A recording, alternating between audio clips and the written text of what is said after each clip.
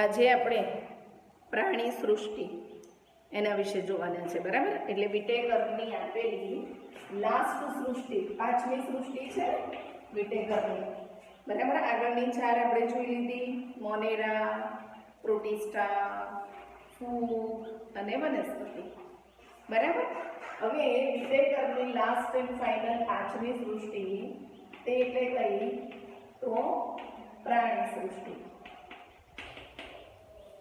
Okay, પ્રાણી સૃષ્ટિ એમાં કેવા સભ્યો હશે?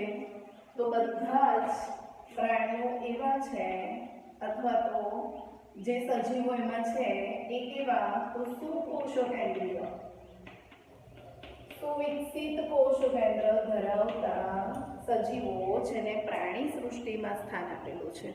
આપણને એક ક્વેશ્ચન એવો બી થતો હશે કે વનસ્પતિમાં પણ આવા જ સજીવો છે, તો ડિફરન્સ કેમ? એને અલગ સૃષ્ટિ કેમ આપી? બરાબર? તો જુઓ, આ જે સૃષ્ટિ છે એની અંદર આવેલા સજીવો એ બધા જ ઓલ ઇન ઓલ બધા જ એવા છે તો વિષમપોષી સજીવો છે, બરાબર? વનસ્પતિ સૃષ્ટિમાં તો કેવા છે? મોટા ભાગના બધા જ સ્વયંપોષી છે, બરાબર? હરિત દ્રવ્ય ધરાવે છે. અહીંયા પ્રાણી સૃષ્ટિની અથવા તો પ્રાણી સૃષ્ટિના જે સજીવો છે એ સજીવો જે હરિત દ્રવ્ય ધરાવતા નથી, બરાબર? એટલે હરિત દ્રવ્ય નથી ધરાવતા, દેટ મીન્સ કે એ પ્રકાશ સંશ્લેષણ તો કરી જ નથી શકવાના. એવું તો છે નહીં ને કે આપણે ગ્રીન કપડાં, આપણે બી પ્રાણી સૃષ્ટિમાં આવીએ તો આપણે ગ્રીન કપડાં પહેરી લીધા તો આપણે પ્રકાશ સંશ્લેષણ કરીએ, આવું છે ના. એના માટે ગ્રીન હોવું જરૂરી નથી, પણ શું જરૂરી છે? હરિત દ્રવ્ય હોવું જરૂરી છે. ઓકે, નહીં તો આપણે અમરવેલને બી એવું કરતા ને, વનસ્પતિમાં અમરવેલ છે, બરાબર? તો અમરવેલ છે એ વનસ્પતિ છે છતાં પણ પરોપજીવી આવો શબ્દ આપણે યુઝ કર્યો છે. અપવાદ, જેમ કે આપણે વનસ્પતિ માટે એવું કહીએ તો વનસ્પતિ કેવી છે? તો આપણે એવું બોલીએ કે વનસ્પતિ છે તો પ્રકાશ સંશ્લેષણ કરે છે, અપવાદ અમરવેલ, બરાબર? કાં તો સ્વયંપોષી છે, અપવાદ અમરવેલ. તો અપવાદ અમરવેલ કેમ કહીએ છીએ? કારણ કે અમરવેલ જાતે ખોરાક બનાવતી નથી, બરાબર? એનું રીઝન શું?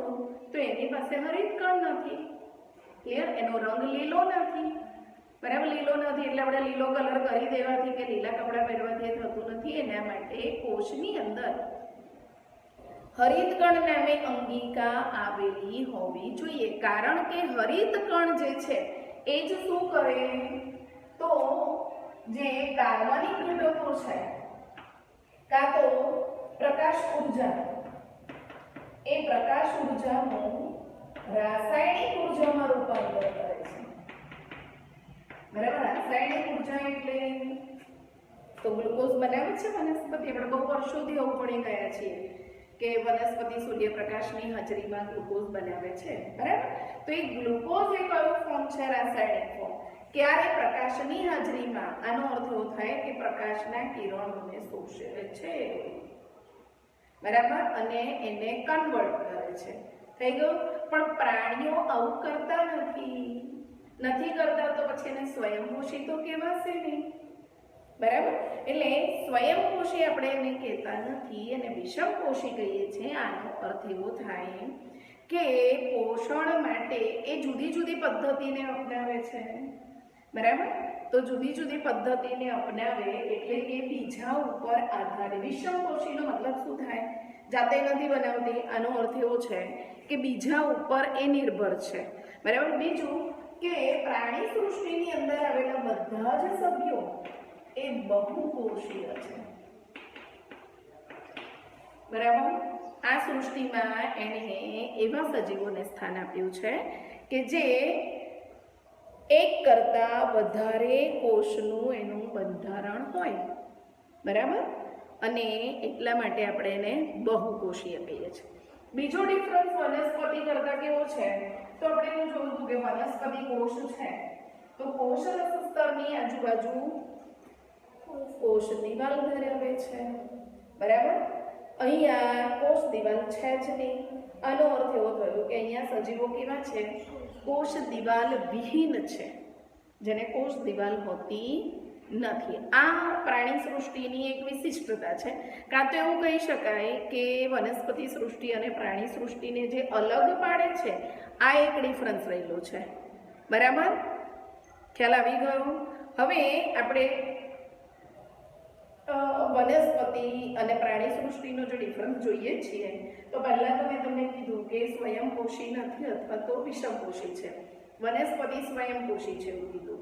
તો હવે વનસ્પતિ સ્વયંપોષી છે તો એનો તો પ્રોબ્લેમ સોલ્વ. પણ આપણું શું? આપણું એટલા માટે કહું છું કે આપણે પણ પ્રાણી સૃષ્ટિમાં જાણીએ છીએ. બરાબર, તો બીજા બધા પ્રાણીઓ કરે છે શું? કેવી રીતે ખોરાક મેળવે છે? ખાય છે કેવી રીતે?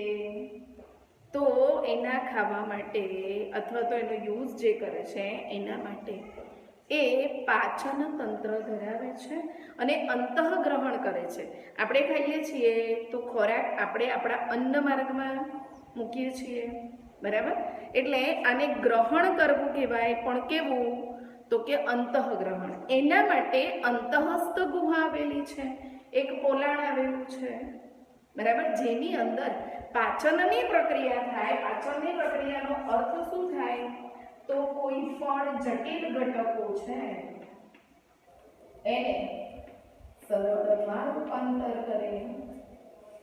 બરાબર, જટિલ ઘટકો એટલે કયા? તો જેમ કે આપણે કાર્બોદિતનું ફોર્મ એને જટિલ ઘટક તરીકે ઓળખીએ છીએ. પ્રોટીન સેમ જટિલ, લિપિડ જટિલ. બરાબર, તો જટિલ ઘટકો જે છે એને સરળમાં રૂપાંતર કરવું પડે. એટલે બધા જ જે છે એ કેવા? તો કે ગ્લુકોઝ છે તો પોલીસેકેરાઇડ કહેવાય, પ્રોટીન છે તો એને પોલીપેપ્ટાઇડ કહેવાય. પોલી શબ્દનો મતલબ શું થયો? ઘણા બધા અણુઓ એકબીજા સાથે જોડાઈને જટિલ સ્વરૂપ બનાવે. સરળનો અર્થ શું થયો? તો જે જટિલ ઘટકો છે એ તૂટી ગયા. તૂટ્યા એટલે શું થયું? બધા નાના નાના અણુઓમાં વિભાજિત થઈ ગયા. તો જે નાનું અણુ બન્યું આ જે છે એને સરળ સ્વરૂપ કહેવાય. ઓકે, બરાબર. એટલે પાચનનો અર્થ શું થાય? તો કે જેટલા પણ જટિલ ઘટકો છે જ્યારે એ સરળમાં રૂપાંતરિત થાય તો આને પાચન તરીકે આપણે ઓળખીએ છીએ. બરાબર, હવે એ ખોરાક ખાય પછી વધે તો એને સ્ટોર કરવો પડે. આને આપણે શું કહીએ છીએ? સંચિત ખોરાક. બરાબર, તો સંચિત ખોરાક જે છે એ ગ્લાયકોજન. કયું સ્વરૂપ છે એનું? ગ્લાયકોજન. એટલે સંચિત ખોરાક ગ્લાયકોજન સ્વરૂપે આવેલો છે. બરાબર, આ સંચિત ખોરાક એનો ઉપયોગ ક્યારે કરે? તો કે જ્યારે એને ખોરાક ના મળે ત્યારે સ્ટોર હોય એનો ઉપયોગ એ કરી શકે છે. બરાબર, એટલે એ સંચિત ખોરાકનો ઉપયોગ એ કરે છે. બીજું આપણે કીધું કે એનો પોષણનો પ્રકાર એમાં કયો હોઈ શકે? વિષમપોષીમાં તો એક તો એને પ્રાણીસમ આપણે કહીએ છીએ. પ્રાણીસમનો અર્થ મને કોઈ કહેશે? પ્રાણીસમ એટલે શું?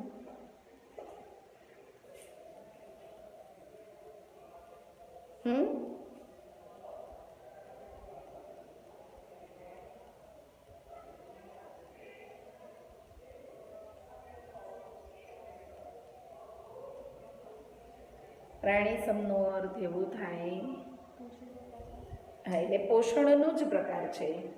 આપણે એવું બોલીએ ને વિષમપોષી, તો વિષમપોષીમાં પરોપજીવી બી આવી શકે. બરાબર, અને અહીંયા આપણને આપણી એનસીઈઆરટીમાં પ્રાણીસમ એક વર્ડ આપેલો છે. બરાબર, તો પ્રાણીસમ એનો અર્થ શું થાય? પ્રાણીઓ એ વનસ્પતિનો તો ખોરાક તરીકે ઉપયોગ કરે જ છે. બરાબર, અને એવી રીતે બીજા પ્રાણીઓ, કારણ કે બધે જ પ્રાણીઓની વાત કરી છે આમાં. ઓકે, તો પ્રાણીઓના કેટલાક અંગો કાં તો આખા પ્રાણી એનો એ શું કરશે? ખોરાક તરીકે ઉપયોગ કરે છે, બરાબર? આવા જે પ્રાણીઓ છે એમાં તમે જુઓ કે અલગ અલગ પ્રકારના હોઈ શકે, જેમ કે તૃણાહારી પ્રાણીઓ, બરાબર, મિશ્રાહારી પ્રાણીઓ અને માંસાહારી પ્રાણીઓ. તૃણાહારીનો અર્થ શું થાય? જે ખાલી કાં તો માત્ર ને માત્ર જે વનસ્પતિનો જ ખોરાક તરીકે ઉપયોગ કરતા હોય તો એને આપણે તૃણાહારી કહીએ છીએ. મિશ્રાહારીનો અર્થ શું થાય? તો કેટલાક પ્રાણીઓ એવા પણ છે કે જો તમે વનસ્પતિમાંથી બનાવેલો ખોરાક આપો છો તો એને પણ ખાય છે, કાં તો વનસ્પતિનો પણ યુઝ કરે છે, બરાબર, અને બીજા પ્રાણીઓનો પણ યુઝ કરે છે. આનો અર્થ એવો થયો કે વનસ્પતિ આહારી પણ છે અને માંસાહારી પણ છે, તો બંને મિશ્ર કહેવાશે. તો આને શું કહેવાય? મિશ્રાહારી કહીએ છીએ. ઓકે. માંસાહારીનો મતલબ એવો થાય કે જે માત્ર ને માત્ર બીજા પ્રાણીઓને મારીને ખાય છે, બરાબર, જે વનસ્પતિને ખાતા પણ નથી. ભૂખ્યા હોય, આપણે એવું કહીએ કે સિંહ ભૂખ્યો હોય પણ એ ઘાસ ખાતો નથી, બરાબર. આનો અર્થ એવો થયો કે એની સામે ઘણું બધું છે ખાવાનું પણ એ એને ગ્રહણ નથી કરતો, તો એ માંસાહારી થયો, બરાબર. આ પ્રાણીઓ આવી જુદી જુદી પોષણ પદ્ધતિને અપનાવે છે જીવવા માટે, બરાબર. કોઈ પણ સજીવ છે, સમજો કે એ વનસ્પતિ આહારી છે પણ કેટલાક અનુકૂલનો એવા છે, જેમ આપણે વનસ્પતિમાં જોયું હતું ને કે કીટ પક્ષી પણ છે, જાતે ખોરાક બનાવી શકે છે, હરિત કણ છે, છતાં પણ કીટ પક્ષી છે કે નહીં જે એને નુકસાન પહોંચાડે છે એવા કીટકોને મારી નાખે, બરાબર. એટલે આપણે એને કીટભક્ષી કહીએ છીએ.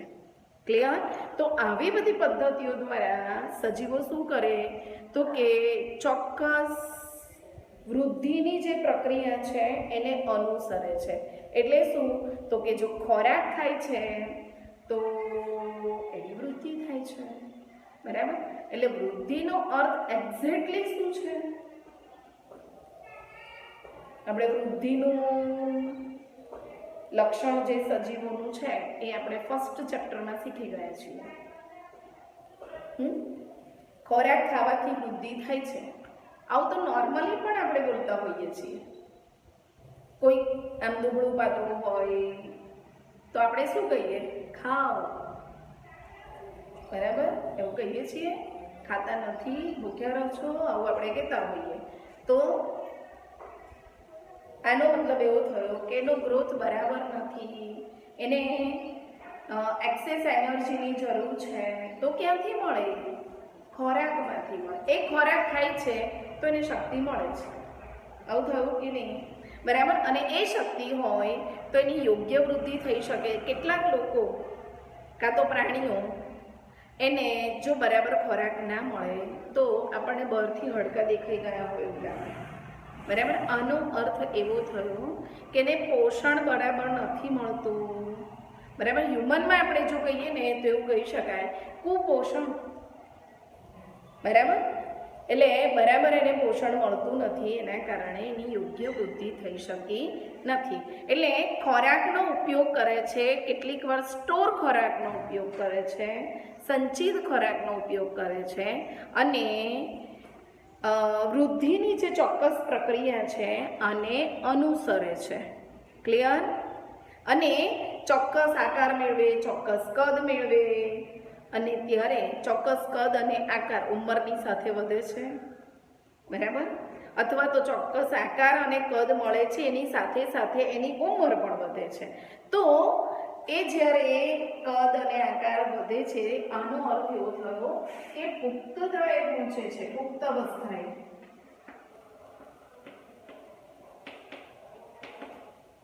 બરાબર. પુખ્ત અવસ્થા સુધીમાં પહોંચતા એની અંદર ઘણા બધા ફેરફારો એ થાય છે. ઉચ્ચ કક્ષાના જે સજીવો છે એના માટે આપણે એવું એક શબ્દ વાપરીએ છીએ કે પોતે વિકસિત બને છે. વિકસિત બનવું આનો અર્થ શું થાય? તો કોઈ પણ સજીવો છે એ જ્યારે વૃદ્ધિ કરે છે એનો અર્થ શું થયો? મોટા થાય છે, બરાબર. આનો અર્થ હવે લંબાઈ વધે છે, કદ પણ આપણે બોલ્યા ને કે ચોક્કસ વૃદ્ધિની પ્રક્રિયાને અનુસરીને પુખ્તતાએ પહોંચે છે. બરાબર. તો એ ચોક્કસ વૃદ્ધિની પ્રક્રિયાને અનુસરવું એટલે શું? તો લંબાઈ વધવી, પછી કદ પણ વધવું. બરાબર. તે વધવું અને વધવું એટલે વૃદ્ધિ કહેવાય. સિમ્પલ મિનિંગ છે એનો. બરાબર. તો વધવું એટલે વૃદ્ધિ, તો એની લંબાઈ પણ વધે, એનું કદ પણ વધે, સાથે સાથે ઉંમર પણ વધે. બરાબર. તે વધે છે કેવી રીતે? તો કે એમાં કોષો વધે. કોષો કેવી રીતે વધે? તો કે કોષ વિભાજનની પ્રક્રિયા થાય. બરાબર. કોષ વિભાજનની પ્રક્રિયા થાય પછી શું? માત્ર કોષ વિભાજન, આને વિકાસ કહેતા નથી. આપણે આગળના લક્ષણોમાં જોઈશું કે કોષ વિભાજન પછી એ બધા જ કોષો કોઈ કાર્યની સાથે સંકળાય છે. જે તે કાર્ય સાથે સંકળાઈને એ પ્રમાણે કામ કરે. આને વિભેદન કહેવાય, કોષ વિભેદન. બરાબર. અને વિભેદન પામ્યા પછીથી તો એને કોઈ જે કાર્ય સાથે સંકળાય એ કાર્ય માટેનું એને અંગ છે એનું નિર્માણ કરે છે. અને આપણે આકાર જનન કહીએ. એટલે કોષ વિભેદન પછી શું મળે? આકાર મળે છે. આકાર જનન કહેવાય. બરાબર. કોષ વિભેદન અને આકાર જનન બંનેને સંયુક્ત રીતે આપણે વિકાસ કહીએ છીએ. બરાબર. જો કોષ વિભેદનની પ્રક્રિયા થાય પણ જે તે અંગનો આકાર ના મળે તો આપણે મનુષ્યની જ વાત કરીએ. ચાલો. બરાબર. તો કે ગર્ભસ્થ અવસ્થાની અંદર જ્યારે બાળકનો વિકાસ થતો હોય, આનો અર્થ શું થાય? તો કે ઘણા બધા કોષો વૃદ્ધિની પ્રક્રિયાને અનુસરીને બહુ જ બધા કોષો બનતા જાય. પછી શું? તો કે એ કોષો ચોક્કસ કોઈ કાર્યો સાથે જોડાઈ ગયા. જોડાયા પછી સમજો એને કોઈ અંગનું નિર્માણ ના થયું, તો જ્યારે એ બંધ થાય તો એ અંગ ના જોવા મળે. અને યોગ્ય વિકાસ થયો છે તો આપણે કહેતા નથી. બરાબર. ધારો કે મગજનો યોગ્ય વિકાસ ના થયો તો આપણે શું બોલીએ? માનસિક રીતે મંદ છે, એનો મગજનો વિકાસ બરાબર નથી, આપણે એવું કહેતા હોય. બરાબર. એવી રીતે સમજો ઘણા લોકોને તમે એવું જોયું છે કે હોઠ આમ કંઈક કપાયેલો હોય, ઉપર તાળવું ના હોય, આવું તેવું જે જોયેલું છે એની વાત આપણે કરીએ છીએ. ઓકે. તો તે વખતે પણ આપણે શબ્દ યુઝ કરીએ છીએ ને યોગ્ય વિકાસ નથી થયો. એટલે વિકાસનો એક્ઝેક્ટ અર્થ શું થાય?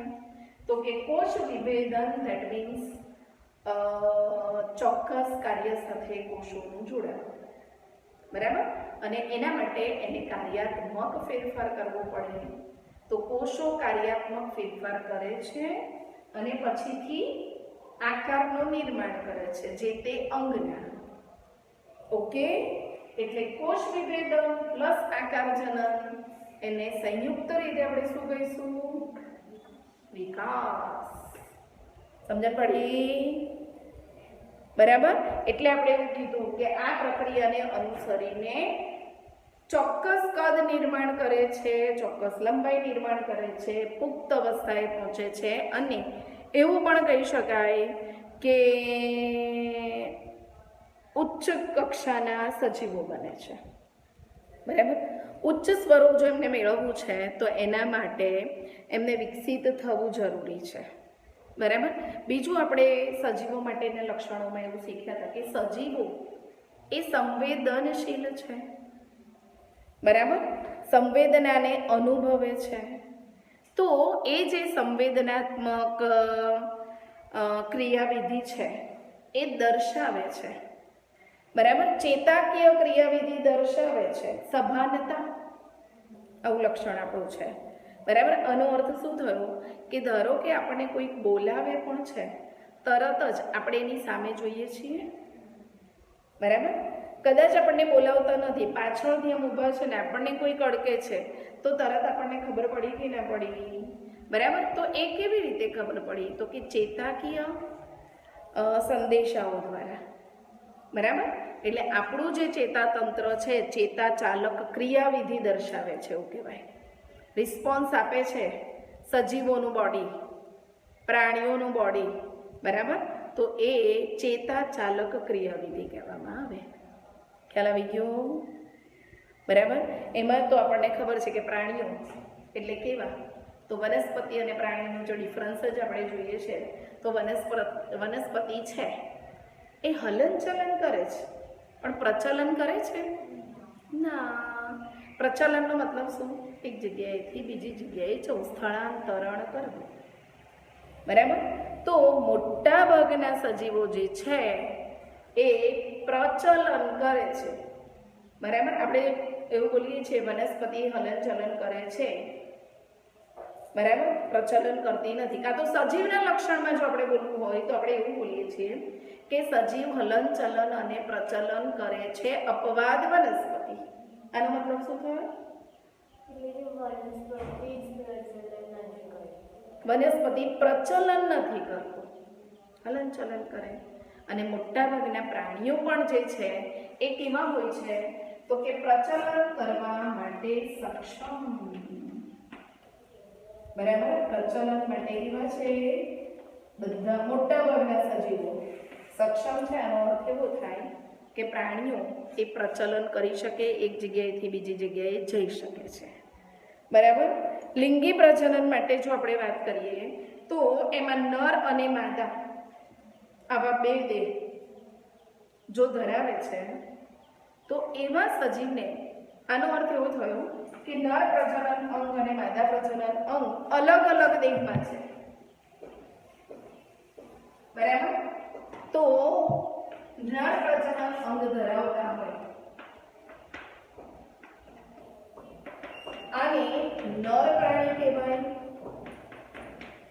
માદા પ્રજનન અંગ ધરાવતા હોય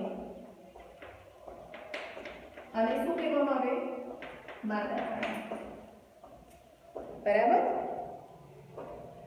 આવા પ્રાણીને એકલિંગી પ્રાણી તરીકે ઓળખાય. એક જ લિંગ ધરાવતો દેહ એટલે એને શું કહીશું આપણે? એકલિંગી પ્રાણી, બરાબર. પણ કેટલાક પ્રાણી એવા પણ છે જેમ કે અળસિયું છે, જળો છે, આવા નામ સાંભળેલા છે તમે અને જોયા પણ હશે, બરાબર. તો એવા જે પ્રાણી છે એમાં દેહ એક છે પણ બંને પ્રજનન અંગ ધરાવે છે, એટલે હવે એને તો નર કે માદા કહી નહીં શકાય, બરાબર. તો એવા પ્રાણીઓ જે છે એને બે અંગ છે ને, નર અને માદા. તો બે અંગ છે એટલે દ્વિ અને લિંગી અંગ ધરાવે છે એટલે દ્વિલિંગી, અથવા તો એવા પ્રાણીઓને ઉભયલિંગી પણ કહેવાય.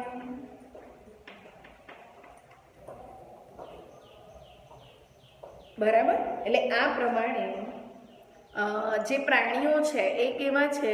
તો કે જો એ પ્રજનન કરે છે, લિંગી પ્રજનનની ભાત દર્શાવે છે, તો એ પ્રાણીઓ એકલિંગી કાં તો દ્વિલિંગી છે, બરાબર. અને આ જે પ્રાણીઓ છે એ પુખ્ત અવસ્થાએ, જ્યારે એ પુખ્ત અવસ્થાએ પહોંચે છે તો કે જન્યુ નિર્માણ કરે છે, બરાબર.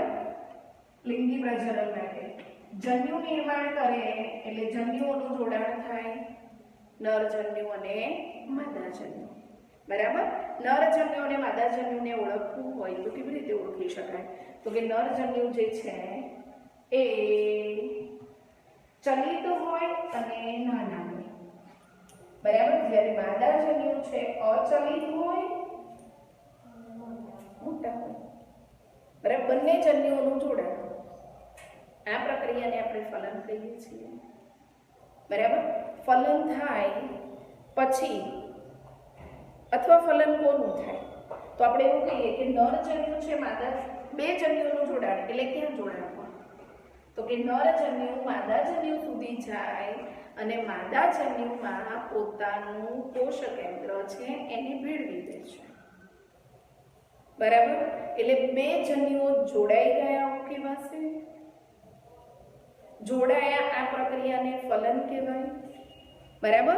અને ફલન બાદ હવે આપણે કીધું કે નર જન્યુ છે માદા જન્યુ સુધી જાય છે, બરાબર. એટલે હવે માદા જન્યુમાં એણે પોતાનું દ્રવ્ય છે એને જોડી દીધું છે, બરાબર. હવે એને માદા જન્યુ નહીં હવે એને શું કહેવાશે? તો એને યુગ્મન જ કાં તો એને ફલિતાંડ કહેવાય, જે જોડાયેલું છે, બરાબર. એની અંદર હવે કોષ વિભાજન, કોષ વિભેદન થાય, બરાબર. અને એ જે આખી પ્રક્રિયા છે જ્યાં થતી રહેલી છે એને પછીથી આપણે ભ્રૂણ તરીકે ઓળખીએ છીએ, બરાબર. અને એ જે ભ્રૂણ છે એ સંપૂર્ણ વિકસિત થાય ત્યારે કોઈ પણ પ્રાણી છે એ જન્મ લે છે, બરાબર. એટલે આને ભ્રૂણ વિદ્યાકીય વિકાસ કહેવાય. યુગ્મનજમાંથી સંપૂર્ણ પ્રાણી બનવાની જે પ્રક્રિયા છે એને ભ્રૂણ વિદ્યાકીય વિકાસ કહેવાય, બરાબર. કારણ કે એ પણ વિકસિત થાય છે ને તો જ કોઈ આકાર એને મળે, બરાબર. જુદા જુદા સમુદાયો તમે 9th સ્ટાન્ડર્ડમાં ભણી ગયા છો, સછિદ્રથી શરૂ કરીને સસ્તન વર્ગ સુધી ભણ્યા છો, બરાબર. તો બધા જ પ્રાણીઓની વિશિષ્ટતાઓ જુદી છે, દરેકની અંદર અંગો જુદા છે, બરાબર. એ આપણે નેક્સ્ટ આપણું ચેપ્ટર આવે છે પ્રાણી સૃષ્ટિનું વર્ગીકરણ, ત્યારે આપણે વિશેષમાં જોઈશું, બરાબર. પણ ત્યાં સુધીમાં પ્રાણીઓના આટલા કોમન લક્ષણો એ આવેલા છે અને એવા લક્ષણો ધરાવતા જે સજીવો છે એને આપણે શું કર્યું? પ્રાણી સૃષ્ટિમાં સમાવેશ કર્યો, બરાબર. એટલે આપણું પ્રાણી સૃષ્ટિના વિશિષ્ટ લક્ષણો જે છે વધારાના એ તો આપણે 4th ચેપ્ટરમાં શીખશું, પણ કોમન લક્ષણો છે એ આવા જો ધરાવે છે તો એ સજીવ પ્રાણી સૃષ્ટિમાં છે. ઓકે, અહીંયા આપણું પ્રાણી સૃષ્ટિ કમ્પ્લીટ છે. વિટેકરની 5 સૃષ્ટિ હવે આપણે જોઈ લીધેલી છે.